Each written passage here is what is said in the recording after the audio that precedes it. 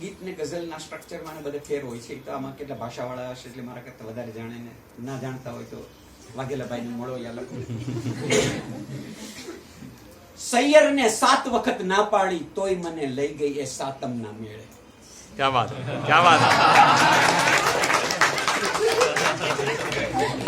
સૈયર ને 7 વખત ના પાડી તોય મને લઈ ગઈ એ સાતમના મેળે. પછી એવી ખોવાણી હું તો એવી ખોવાણી ત્યાં ગોત મને પોતાની મેળે. क्या बात है, क्या बात है, वेरी नाइस. સૈયર ને 7 વખત ના પાડી તોય મને લઈ ગઈ એ સાતમના મેળે. પછી એવી ખોવાણી હું તો એવી ખોવાણી ત્યાં ગોત મને પોતાની મેળે. કંખેથી ફૂટતા 2-4 મોર. કંખો એટલે ખબર છે ને? હવે કંખો એટલે પાછળ પીઠ ખુલ્લી હોય અને દોરીથી બાંધી અને કાપડું જેને કહેવાય એને કંખો કહેવાય એમ. અને એમાં મોર ને એ બધું ચિતરેલું ભરત ભરેલા હોય અંદર આખું. અને આણું વળેલી સ્ત્રી હોય અથવા યુવતી હોય એને આ મોર ને ફૂલ ને વેલ ચિતરેલા કંખા એને માવતર તરફથી ભાભીઓ તરફથી બધાથી મળતા હોય.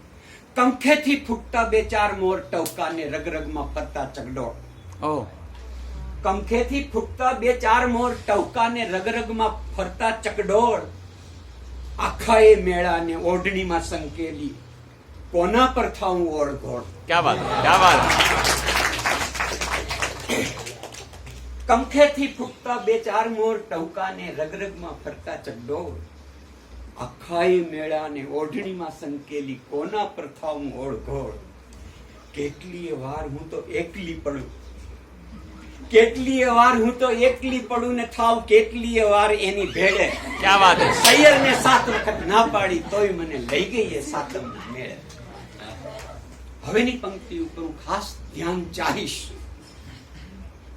મેળા વચાળે હું તો ઊભી અવાવરી. અવાવરી શબ્દ અવાવરું જાણો છો? Yes, yes. ના હોય તો હવે બધાનું સ્પષ્ટ નહીં કરું. અવાવરું મકાન અવાવરું છે. કોઈ ના હોય એને અવાવરું મકાન કહેવાય. મેળા વચાળે હું તો ઊભી અવાવરી ને મારામાં ફરતો તો મેળો. ओह, क्या बात है. મેળા વચાળે હું તો ઊભી અવાવરી ને મારામાં ફરતો તો મેળો. ઓલીપા મૂછ દોરો ફૂટતો તો કણબીના છોકરાને આજ પેલો વેલો. Bye bye. મેળા વચાળે હું તો ઊભી અવાવરી ને મારામાં ફરતો તો મેળો. ઓલીપા મૂછ દોરો ફૂટતો તો કણબીના છોકરાને આજ પેલો વેલો. એની કાચી કુંવારી વાત ગામમાં પૂગી. એની કાચી કુંવારી વાત ગામમાં પૂગી ને પછી પહોંચી ગઈ એક ઘેરે.